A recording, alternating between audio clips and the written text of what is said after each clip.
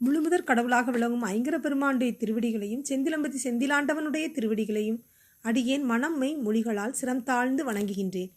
இன்று அருணகிரிநாத சுவாமிகள் அருளியுள்ள கந்தர் அந்தாதி பாடலில் 83வது பாடலை நாம் பார்க்க இருக்கிறோம். இந்த பாடலினை பாடுவதற்கும் அதனை பொருளுணர்ந்து அறிவதற்கும் ஐங்கரப் பெருமானும் ஆறுமுகப் பெருமானும் அனைவர் கருத்திலும் இருந்து பாடலினுடைய பொருளை உணருமாறு செய்ய பணிந்து வேண்டிக் கொண்டு இப்பாடலினை பார்க்கலாம்.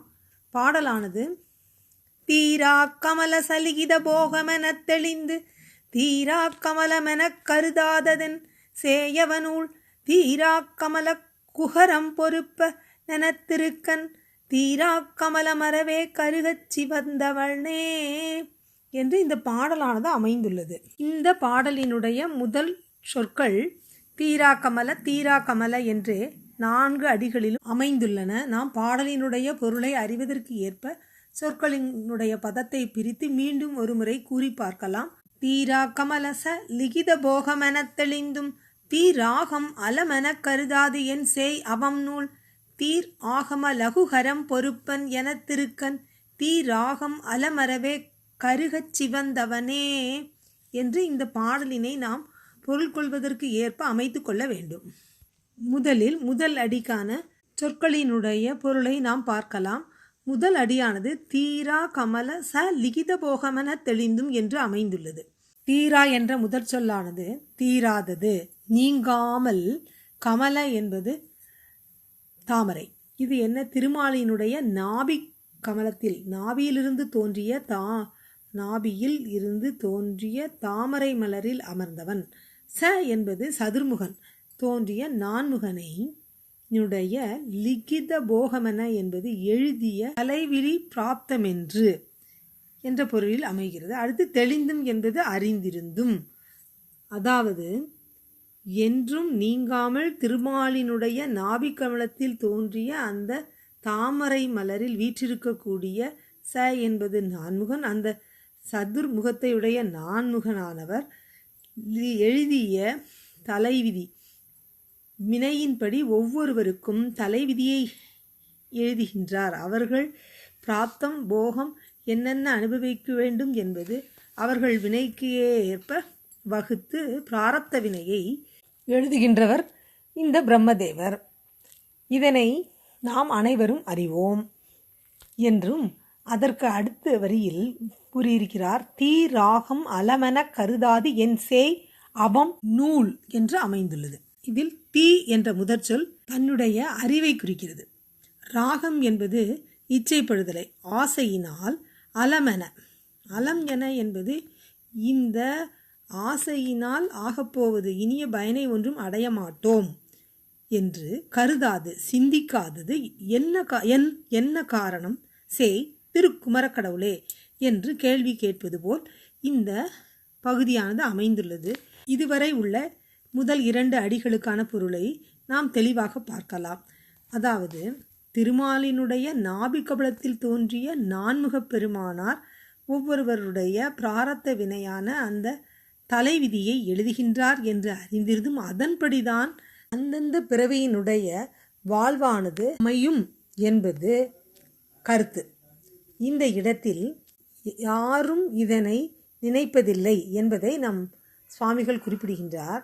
நம்முடைய மனமானது வேண்டாத இச்சையில் விருப்பப்பட்டு அது நடக்காததற்காக வருத்தப்பட்டு மிகவும் வருந்துகின்றது. இதனால்தான் நம் வள்ளுவர் குறளில் ஊழின் பெருவழி யாவுல என்று கூறுகின்றார்.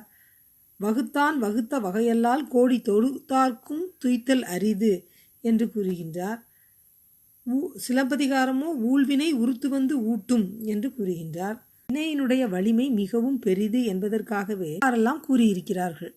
இந்த கருத்தை நான் சிந்திக்காதது என்ன காரணம் என்று திரு குமரக்கடவுளை நோக்கி கேட்கின்றார். ஏனென்றால் பெருமானோ வேத ஆகம சாஸ்திரங்களின் வடிவமாக விளங்கக்கூடியவன், ஞானமே வடிவமாக விளங்கக்கூடியவன் என்பதை இறுதி 2 சொற்கள் அவம் என்பது பயனற்ற நூல் சாத்திரங்கள். இந்த சாத்திரங்களை 3வது அடியோடு சேர்த்து பொருள் கொள்வோம். 3வது அடியானது தீர் ஆகம லகு கரம் பொறுப்பன் என திருக்கன் என்று அமைந்துள்ளது. இந்த 3வது அடியில் தீர் என்பது பயனற்ற சாத்திரங்களை நீங்கிய ஆகம என்று உள்ளது. அதாவது ஆகமங்களை உரைத்தவனே என்பது. வேத மந்திர ஸ்வரூபா நமோ நம, ஞானபண்டித சாமி நமோ நம என்றெல்லாம் திருப்புகளில் நம் பெருமானை கூறி அழைக்கின்றார் நம் அருணகிரிநாத சுவாமிகள். ஆகமங்களை உரைத்தவன் என்பதற்கு சான்று அருணகிரிநாத சுவாமிகள் தம்முடைய திருப்புகளில் பல இடங்களில் சம்பந்த பெருமானை முருகப்பெருமானின் சாரூபம் பெற்றே வந்தவர் என்று குறிப்பிடுவார். இந்த ஆகமங்களின் உட்பொருளை எல்லாம் தம்முடைய திருமுறையில் வைத்து நமக்காக பாடி அருளியிருக்கின்றார் ஞானசம்பந்த பிள்ளையார். இந்த ஞான நூல்களை எல்லாம் அறிந்த அருணகிரிநாத சுவாமிகள் அனுபூதி பெற்றவர். திருக்குறளில் கூட ஊழின் பெருவழி யாவுல என்றும் வகுத்தான் வகுத்த வகையல்லால் கோடி தொடுத்தார்க்கும் துய்த்தல் அரிது என்பது, சிலப்பதிகாரத்தில் ஊழ்வினை உறுத்து வந்து ஊட்டும் என்பது, இதனையெல்லாம் அறிந்தவர். இந்த வகையிலே பிரம்மனின் எழுத்துப்படிதான் இங்கு நடக்கும் என்பதையும் கூறினார். இந்த தலையெழுத்தை யார் அறிய முடியும்? முக்காலமும் உணர்ந்த ஞானியாகிய அருணகிரிநாதர் அறிய முடியும். நாமெல்லாம் அறிய முடியுமா? அதனால்தான் நாமோ கண்டதற்கெல்லாம் ஆசைப்படுகின்றோம். மெய்ஞானம் இருந்தால்தான் இதனை நாம் அறிய முடியும். இந்த ஞானத்தை அருளக்கூடியவன் ஞான பண்டிதனாகிய முருகப்பெருமான். அதனால்தான் அபம் நூல் தீர் ஆகம என்று முருகப்பெருமானை கூறி அழைத்து அடுத்து வரும் வரிகளில் அதற்கான தீர்வையும் கூறுகின்றார். 3வது வரியில் அடுத்து வரும் சொற்கள் லகு என்பது. லகு என்பது லகுவாக இருப்பது, மிகவும் அற்பமாகத்தானே இருக்கிறது என்று எண்ணி இந்த தீக்கடவுளாகிய அக்னி பகவான் கரம் என்றால் கையில், பொறுப்பன் பொறுப்போடு தாங்கி அதாவது தாங்கிக் கொள்வேன் என்று கூற, திருக்கண் என்பது உன் சிறந்த விழியினால். அடுத்து 4வது வரியோடு சேர்த்தே பொருளை கொள்வோம். 4வது வரியானது தீ ராகம் அலமரவே கருகச் சிவந்தவனே என்று அமைந்துள்ளது. தீ என்பது அத்தீயானது, ராகம் என்பது காந்தியோடு நெருப்பு, அக்னி பகவானாகிய தீயானது காந்தியோடு கூடிய சிவந்த நிறமெல்லாம் வருத்தமுற்று அலமரவே வருத்தமுறவே கருகிடும்படி சிவந்தவனே சினம் கொண்டவனே. யார் சினம் கொண்டார்? ஏன் அக்னி பகவான் அக்னி பொறிகளை கையில் தாங்கினார்? முருகப்பெருமான் உதித்த பொழுது சிவபெருமானினுடைய நெற்றிக்கண்ணில் இருந்தும் 6 தீப்பொறிகள் பறந்தன. அருகில் யாரும் இருக்க முடியவில்லை. அக்னி பகவான் என்பதால் இந்த அக்னி பொறிகளை கொண்டு போய் கங்கையில் சேர்த்துவிட கொடுத்த பொழுது, என்ன இது சிறிதான பொறிதானே என்று தனக்குள் ஒரு அக்னி பகவானுக்கு ஒரு எண்ணம் ஏற்பட்டது. அந்த நிலையில் அந்த அக்னி பொறியாக இருந்த முருகப்பெருமான் தன்னுடைய திருக்கண்ணால் நோக்க அவரை எரித்து கருகச் செய்தார். அக்னியை எரித்த ஞான அக்னி பொறிகள் அது. அதனால்தான் பிரம்மனுடைய கையெழுத்தாக்கிய அந்த தலை விதியையும் எரிக்கக்கூடிய தன்மை முருகனுக்கு உண்டு. மீண்டும் பிறப்பெடுக்க வேண்டிய அவசியமில்லை. இதை காட்டுவதற்காகவே அக்னி பகவானையே எரிக்கும் சினமுடையவன் முருகப்பெருமான் என்பதை நமக்கு எடுத்து காட்டுகின்றார். சினத்தவர் முடிக்கும் என்ற தொடங்கக்கூடிய திருப்புகளில் நினைத்ததும் அழிக்கும் மனத்தையும் உருக்கும் நிசிக்கருவருக்கும் பிறவாமல் என்று மீண்டும் ஒரு தாய் வயிற்றில் சென்று அந்த கருப்பையில் பிறக்கக்கூடிய வழி உண்டாகாது என்பதை உறுதிப்பட கூறுகின்றார். நாம் மீண்டும் ஒரு கந்தர் அனுபூதி பாடலில் இந்த கருத்தை ஆழமாக பார்க்கலாம். பால்வாள் வெணுமி படுமாயையிலே வீழ்வாய் என என்னை விதித்தனையே தாழ்வானவை செய்தனதாமுலவோ வாழ்வாயினி நீ மயில்வாகனனே என்று கூறியிருப்பார். அதாவது இந்த பாட்டலானது பெருங்காய டப்பியை 10 தடவை சோப்பு போட்டு கழுவினாலும் காய வாசனை போகாது. இந்த வாசனாமலம் தாக்காமல் இருக்க ஒரு வழி செய்ய வேண்டும். அதுதான் இடையறாத சிந்தை தியானம். அந்த ஞானம் இருக்கும்போது ஆண்டவனை வேண்டி இருப்பார் போலும் நம் அருணகிரிநாத சுவாமிகள். அப்படி வந்த பாடல்தான் இந்த கந்தர் அந்தாதி பாடல். பாடலை நாம் வெளிப்படையாக பார்ப்போமானால், முருகா, இந்த பாலாய்ப்போன வாழ்வில் தள்ளிவிட்டாயே, இதில் வீழ்ந்து துன்பத்தை அடை என்று விதித்தாயே, நான் என்ன வினை செய்தேன்? இப்பொருளில் அருணகிரிநாதர் பாடமாட்டார். பின் வேறு என்ன பொருளில் பாடியிருப்பார் என்றால், இந்த பழைய வாசனாமலங்கள் தாக்காமல் இருக்கும் பொருட்டு வேண்டுவது இது. இந்த பால் வாழ்வு என்னும் இப்படுமாயிலே வீழ்வாய் என என்னை விதித்தனையே சுவாமி என்பது கேவல நிலையில் இருந்தபோது அது அஞ்ஞானத்திலே, ஆணவமல இருட்டிலே, துன்பத்திலே மயங்கி கிடந்தேன். கொஞ்சம் நல்ல அறிவு தோன்ற வேண்டும் என்பதற்காக தேவரீருடைய கருணையினால் இந்த பிரபஞ்சத்தை எனக்காக தந்து தனு கரண புவன போகம் அனைத்தையும் வழங்கினீர். அது மட்டுமல்ல, மாயாமலத்தையும் தந்தீர். அப்படி தந்த பிறகு நான் உம்மை நினைந்து நினைந்து நெகிழ்ந்து இதையெல்லாம் உதறி தள்ளி வந்திருக்கும் போது என்னை வாசனாமலம் தாக்காது இருக்க வேண்டும் என்று வேண்டுவதே இந்த பாடல். பால் வாழ்வில் சிறிது காலம் இருந்து அழிவது, உலக வாழ்வில் சிறிது காலம் இருந்து தொலைந்து போவது. ஆண்டவன் இந்த மாயையிலே நம்மை ஆழ்த்தி வைத்திருக்கிறான். இதனால் ஆணவத்தை தொலைப்பான், சுதந்திரமாக இந்த உலகத்திலிருந்து கடைந்தேறுவாய் என்பதற்காக. ஆகவே பெருமானே, இந்த நிலையில் நான் இருந்தபோது சில தீவினைகளும் செய்தேன், அதை தேவரீர் மன்னிக்க வேண்டும் என்று இதழில் வேண்டுகின்றார். தந்தையார் மைந்தனை வாழ்த்துவதுண்டு, மைந்தன் தந்தையை வாழ்த்த முடியுமா? நாம் தந்தையை வாழ்த்தக்கூடாது, ஆனால் வாழ்த்துகிறோம். அதன் நுட்பமான பொருள் என்ன என்றால், வாழ்வாய் இனி நீ என்பது நீங்களும் நானும் வாழ வேண்டும். எல்லாவற்றையும் வாழ்த்த முடியாது, எல்லாவற்றிலும் பரம்பொருள் இருக்கின்றது, அது இல்லாத இடமே இல்லை. எப்படி முத்துக்கள் கோத்த மாலையை கயிற்றால் அசைக்கிறோமோ அது மாதிரி ஆண்டவனை வாழ்த்துவது உலகம் எல்லாம் வாழ்வதற்காக. இதுதான் தாத்பரியம்.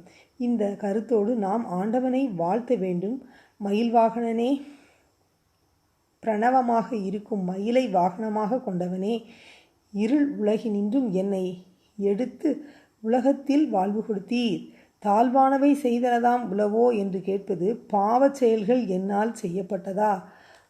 நெஞ்சார நான் ஒரு குற்றமும் செய்யவில்லை. சாஸ்திரங்களை படித்தேன். படித்த புலவர்கள் செய்த குற்றத்தை தன்மேல் போட்டுக்கொண்டார் அருணகிரிநாதர். இதனைத்தான் பிரம்மாவினுடைய தலையெழுத்துப்படிதான் நடக்கும் என்பதை அறிந்து கொண்டும் பல ஆசைகளில் உழல்வது இந்த வாசனாமலம்தான். அதற்குத்தான் இந்த கந்தர் அந்தாதி பாடலில் உள்ள விளக்கம் நமக்கு இந்த வரிக்கு பொருத்தமானதாக அமையும். மீண்டும் ஒரு கந்தர் அனுபூதி பாடலில், விதிகாணும் உடம்பை விடா வினையேன் கதிகான மலர் களலென்று அருள்வாய் என்று கூறியிருப்பார். இப்பொழுது செய்கின்ற வினை ஆகாமியம், அனுபவித்து கொண்டு இருக்கின்ற வினை பிராரத்தம், முன் செய்து பக்குவப்படாமல் பிறவிக்கு வராமல் இருக்கக்கூடிய வினை சஞ்சிதம் எனப்படக்கூடியது. உடம்பு முகந்து கொண்டு வந்த வினையை ஒன்றும் செய்ய முடியாது, அனுபவித்தே தீர வேண்டும். ஆனால் திருவருட்செல்வர்களுக்கு உடல் ஊழாக கழியும். பெரிய தலைவலி மயக்க மருந்து கொடுத்தால் மயங்குவான். அப்பொழுது தலைவலி இருக்கும், ஆனால் தலைவலி அவனுக்கு தெரியாது. அதுபோல் என்பதை நாம் அறிந்து கொள்ள வேண்டும். சிவயோக நித்திரையில் அனுபவித்திருக்கிறவர்களுக்கு துன்பம் தெரியாது. பாம்பன் சுவாமிகள் ஆண்டவனை நேருக்கு நேரே கண்டவர். அவர் ஆண்டவனை கனவிலும் நனவிலும் கண்டவர். ஞானிகளுக்கு முன்னதாக உண்மை தெரியும். முன்னதாக அறியக்கூடிய ஆற்றல் ஞானிகளுக்கு உண்டு. தெரிந்தாலும் அதை அனுபவித்து தீர்த்து விடுவார்கள். அதை தடுத்தால் இன்னொரு பிறவி வரும். அனுபவிக்கும் பொழுது அந்த உடம்போடு வேறாக பிரிந்து இருப்பார்கள். அதா குமரா நமவென்றரணார் ஓதா என ஓதியத பொருள்தான் வேதா முதல் விண்ணவர் சூடு மலர்பாதா குரமின் பதசேகரனே. முருகப்பெருமானிடம் அரணார் கேட்டதற்கு காரணம், பிரம்மதேவன் வேதங்களை அறிந்தவன், அவனை தலையில் குட்டி சிறையில் அடைத்தவர் முருகப்பெருமான். பிரம்மதேவர் வேதங்களை ஓதத் தொடங்கிய பொழுது முதல் கூறிய ஓம் என்னும் தனி பெரும் மந்திரத்திற்கு பொருள் யாது என்று கேட்டருளினார் முருகப்பெருமான். பிரம்மதேவர் கூற மாட்டாது திகைத்ததால், முதலெழுத்துக்கு பொருள் தெரியாத உனக்கு இத்தனை ஆணவமா என்று அவர் தலையில் குட்டினார். 4 முக நாதி அறியோமென ஆதார முறையாத பிரமாவை வீழ மோதி பொருளோதுகன 4 சிரமோடு சிகை தூளிபட தாளமிடும் இளையோனே என்று திருப்புகழில் நம் சுவாமிகள் கூறியிருப்பார். நம் தலை விதியை எழுதக்கூடிய பிரம்மாவின் தலையிலேயே குட்டி ஞானத்தை அளித்தவன் முருகப்பெருமான் என்பதால் நம் அவ அறவும் பிறவி அறவும் இந்த கந்தர் அனுபூதி பாடலை பாடுவது மிகவும் சிறந்தது.